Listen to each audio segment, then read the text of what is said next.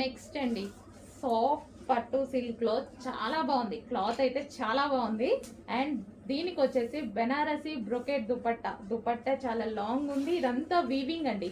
దీని మీద కనిపించేది మొత్తం వీవింగ్, జరీ వీవింగ్. ఇక్కడ మీకు ఏదైతే కనిపిస్తుందో ఇది కూడా కంప్లీట్ జరీ వీవింగ్ అనమాట.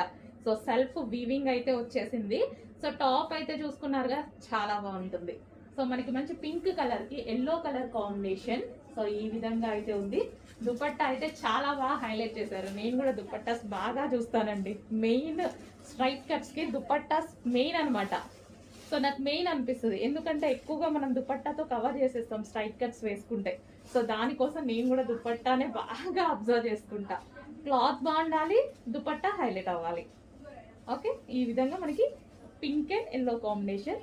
దుపట్టా వచ్చేసి మంచి జరీ బ్రొకెట్ దుపట్టా, బెనారసి బ్రొకెట్ దుపట్టా.